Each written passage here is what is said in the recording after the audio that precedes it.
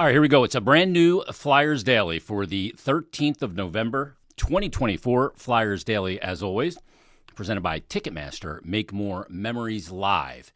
Flyers will be back in action coming up tomorrow night when they are on the road. They're going to visit the Ottawa Senators, Claude Giroux, and the Ottawa Senators, who are off to a bit of a scrappy start once again.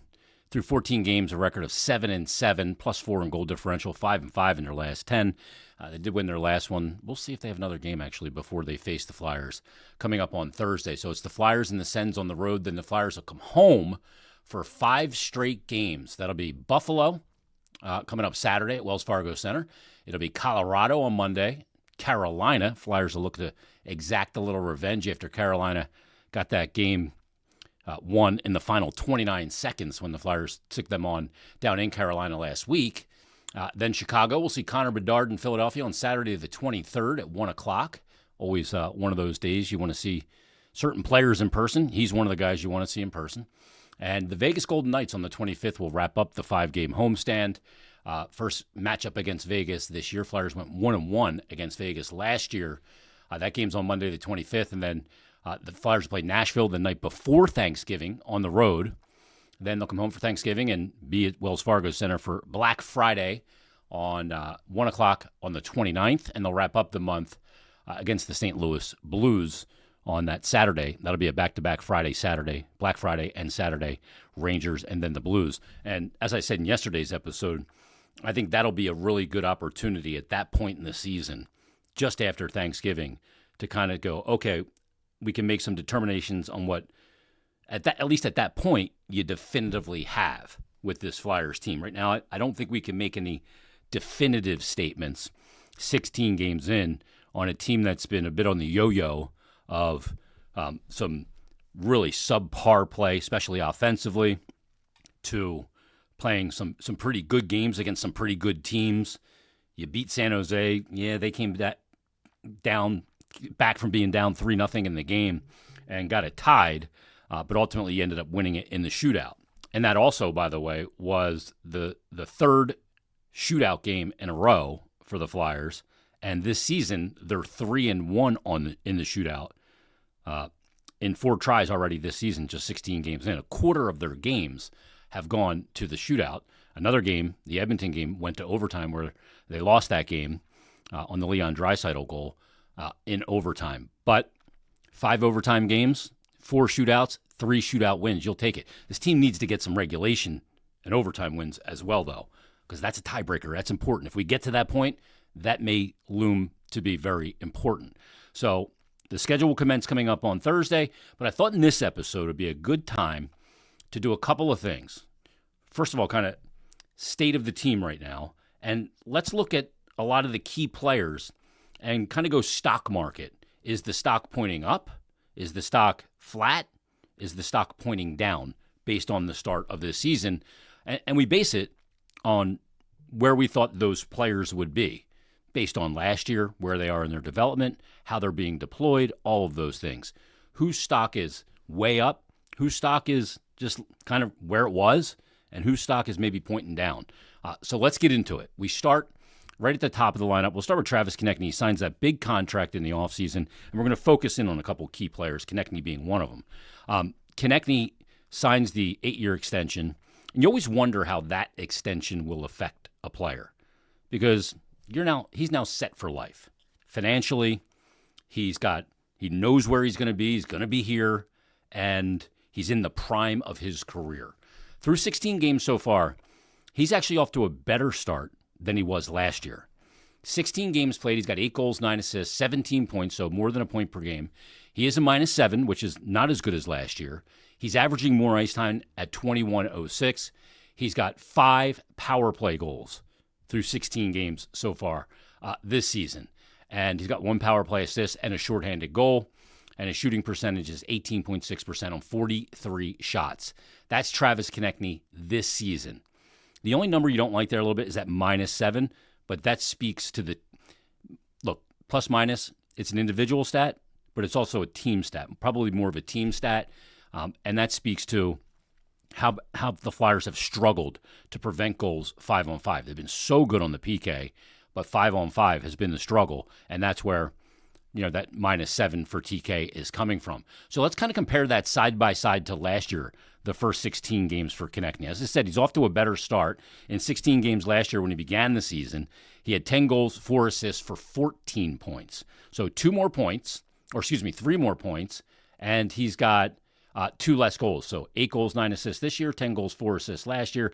He was a +6 last year, but you remember they got out of the gate from a structural standpoint a little bit better than this season. The 5-on-5 has been the thing that's hurt. We didn't see that at the beginning of last season. He had 32 penalty minutes in his first 16 games last year. This year he's got 23 penalty minutes, 2 even strength goals this year, 6 last year, 2 power play goals through the first 16 last year. This year he's got 5, 2 shorthanded last year through 16. He's got 1 shorthanded goal. And he has 1 power play assist this year as well. Last year, 19.2% is what he was shooting, and he was averaging 18.04 in ice time. This year, he's averaging 21.07. His usage has been way up. John Tortorella has gotten him out there with, obviously, so many different combinations and so many different situations, power play, PK. He is an all-situations player in the prime of his career. And I know when he signed the contract, some people said, well, that's why you trade him, because you can get the most for him now. And maybe that's true. But TK, not letting the big contract weigh him down in any way, shape, or form. I think we've seen a guy in the last couple of years, since Giroux's been traded, take on more and more leadership. And he's done that probably to even a higher degree so far this year. When you get that contract, you can take more ownership. And he's done that. He's a guy that wore a letter at every other level, a C for that matter, at every other level prior to getting to the NHL. He wears a letter here. He's one of the leaders of this group, and his play does the talking. He doesn't talk as much as he did when he was younger.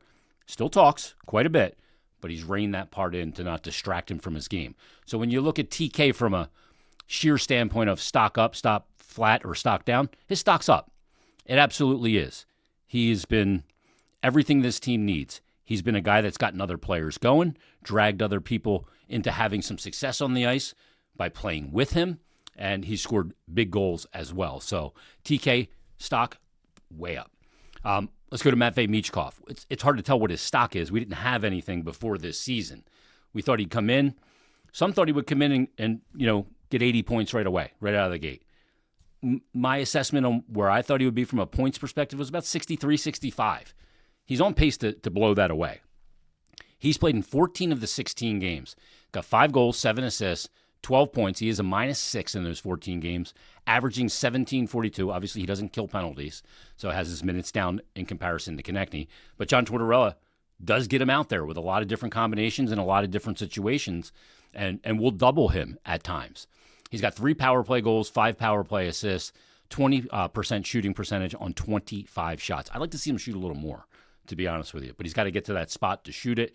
He looks to pass a lot, and he's probably more comfortable doing that at this point in his career. I still would like to see him get that shooting, more shots to the net, because I think he's a smart shooter, a high IQ shooter, that even if he's not shooting to score, or he's shooting with a purpose, to find a rebound, to use a screen that a goalie can't corral, and then create a little mayhem by the net. So I'd like to see him shoot a little more. But as for his stock, it's up. It's up on Matvei Michkov. I don't care about the 2 healthy scratches against Tampa and Florida. His stock is up.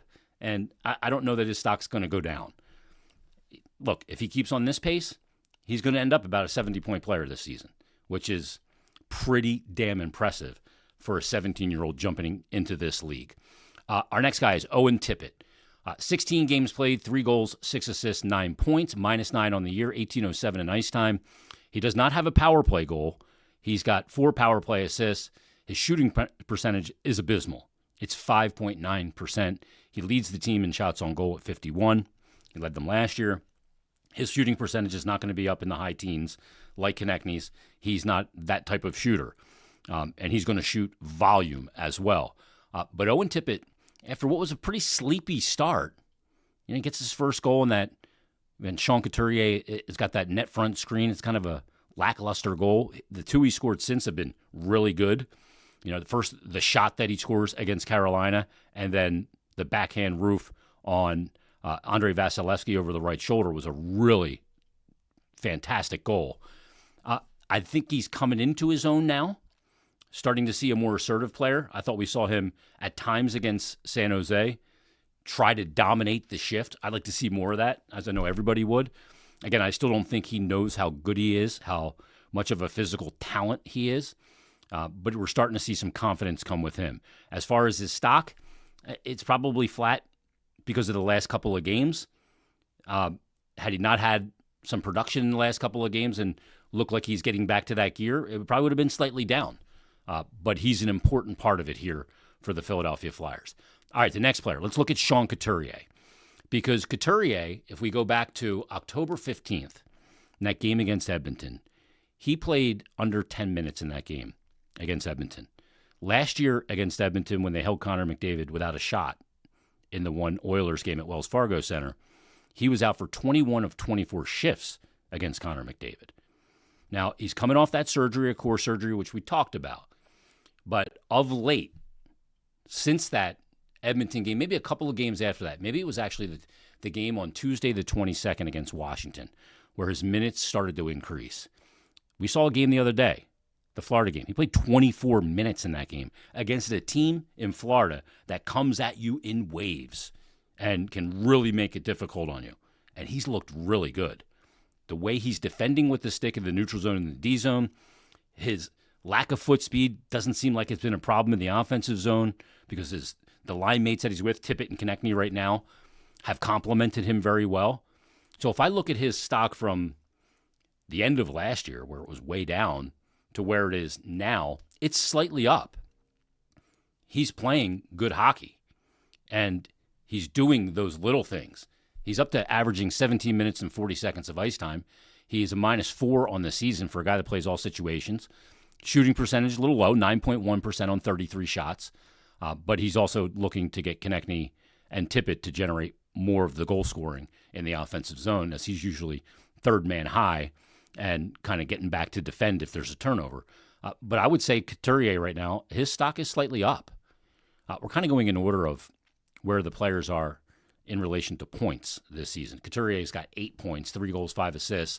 Now, granted, 5 of those points came in one game against Minnesota. Scott Laughton's the next guy. He's got 7 points, 2 goals, 5 assists, -10 on the season, 15-23 of ice time, kind of been moved all over the place. Shooting percentage is way low at 7.7%. I'd say because of the penalty kill, his stock is flat. But we do need to see some more offense from Scott Laughton. His 2 goals came in one game, came in the Seattle game. So if it wasn't for the PK and his ability on the PK, where he's got an assist on the Konecny shorthanded goal, his stock may be down a little bit.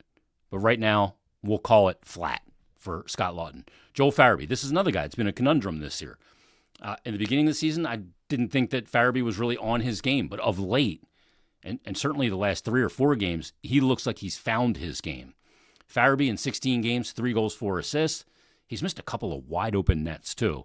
But one of those is an empty netter. He is -11 on the season, 14-21. He's averaging an ice time 11.1 shooting percentage. I'd like to see that go up a little bit, maybe 2 percentage points to 13. But his game is on the come. So I would put his not at flat, but slightly up because of, again, the way he finished last year. He had a good year last year until that final 25% of the season, the final quarter of the season, like so many guys. So his stock slightly up. Bobby Brink from last year, he's got 6 points, 2 goals, 4 assists. In 13 games played, 12:45 of ice time. He's got a power play assist. Stock probably slightly up because I think we're still trying to figure out where Brink fits in for this Flyers team. So that's where I see Brink right now. The next one, we'll deep dive on this one a little bit. Travis Sanheim. When I look at his stock, we know the start that he got off to last year. It was tremendous because his name was out there all in the offseason as a guy they were going to move. They had a deal done. He was going to St. Louis until Torrey Krug, said, I'm not going to waive my no-move clause. And Sanheim ended up coming back and started that big contract. Well, that contract is going to look like a bargain if he keeps doing what he's doing. Because of all the players on this team, I don't know of a guy that stock could be higher than his. He's played all 16 games. He's got less points than he had last year at this time. He got off to a better production standpoint last year through his first 16 games. But right now, 3 goals, 3 assists, 6 points, -3, which isn't bad when you consider that he's playing against the top line of the opposition and that top pair night in and night out. He's averaging 24.56 of ice time. He's got an 8.3 shooting percentage, 36 shots on goal, so he's gotten shots through. That's good. You're not always looking for your D to score. Just get them through. So in 16 games played, 21.07 of average time on ice so far this season. And you look at last year, he was at 26.03 average time on ice last year through 16 games. He had 2 goals and 12 assists for 14 points, also a -3. But you see a guy and you see a player in Sanheim that, to me, again, like Konecny, is in his prime. With the departure of some guys like Provorov, he's taken a bigger role on that defensive blue line core, that group, that room, and has become a big-time leader on and off the ice. He's a guy that's filled out his body, gets up in the play, still not afraid to jump in the play, jump into the rush, lead the rush. To me, he's been the Flyers' player that's got his stock has moved the most so far this season. Very good start to the year for Travis Sanheim. He's had multiple partners with York out. Ristolainen and him worked well together.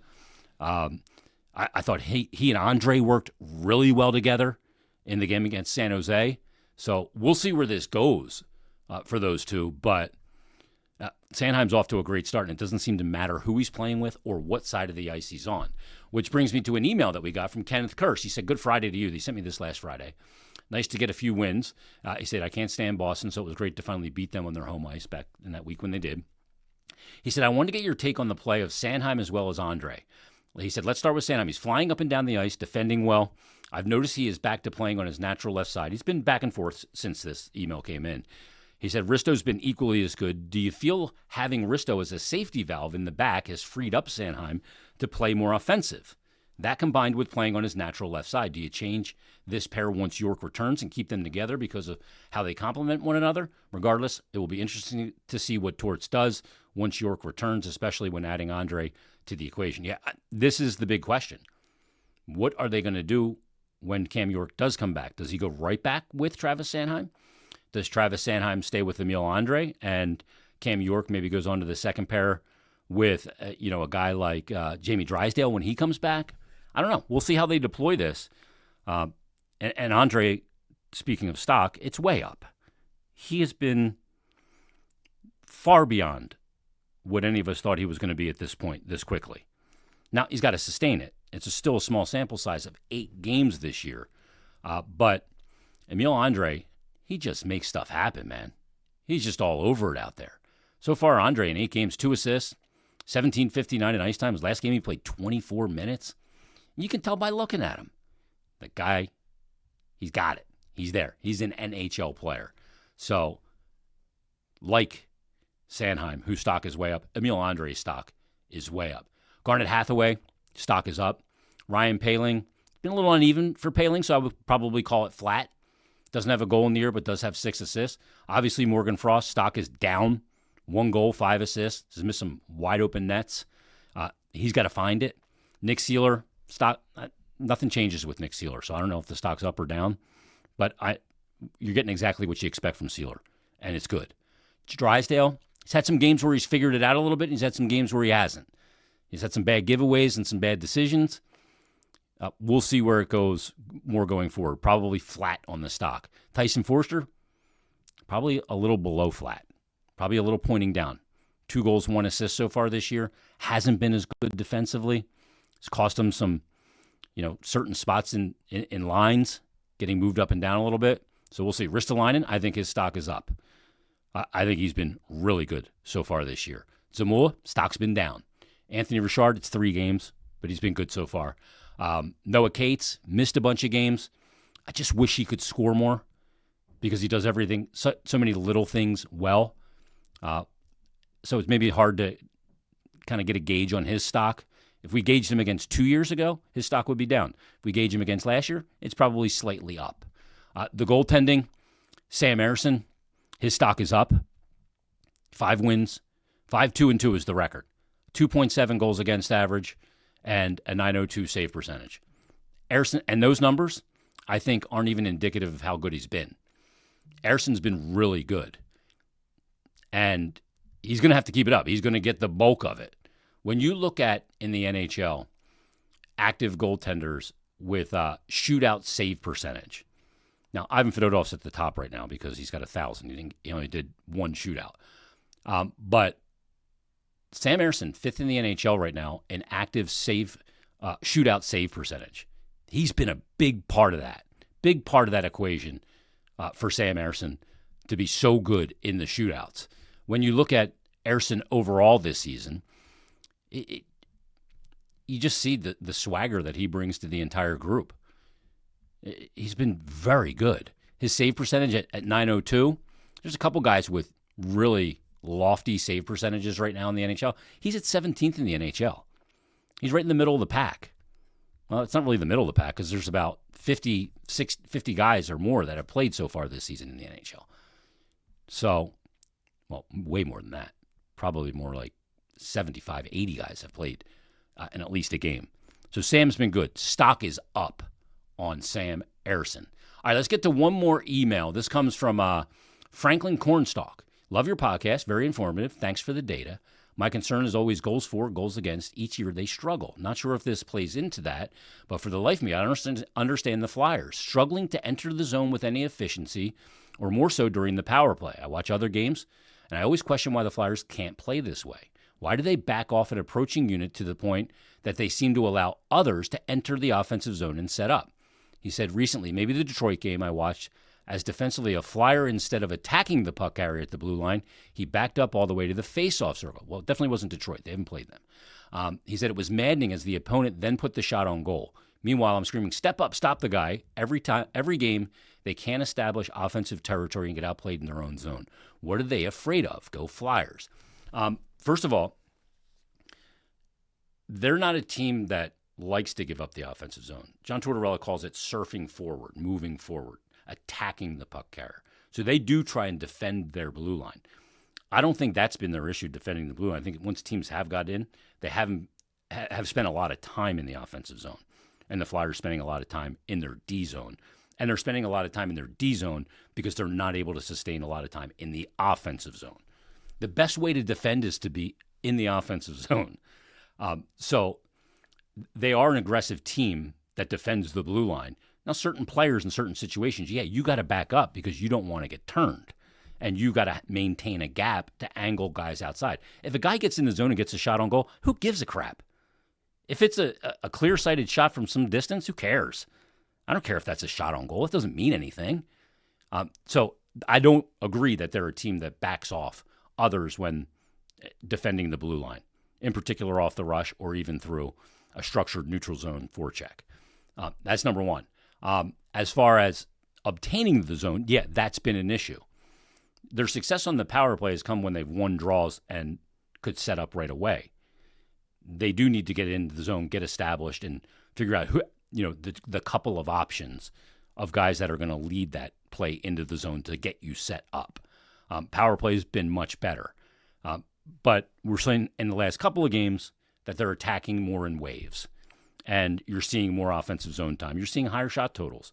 Against Tampa, 32 shots on goal. Against Florida, I think it was 38 shots on goal. And then in the last game against San Jose, 42 shots on goal. So you're seeing that. When you saw those low shot totals, you're going, well, they're never in the offensive zone, so how are they going to get shots? That's been a big difference. All right, that's it. Flyers in Ottawa tomorrow. We'll preview that game tomorrow on Flyers Daily and get you ready for the Flyers to get back at it before coming home for 5 straight at the Wells Fargo Center. Everybody, thanks for listening. Thanks for watching. We'll talk to you tomorrow on a brand new Flyers Daily.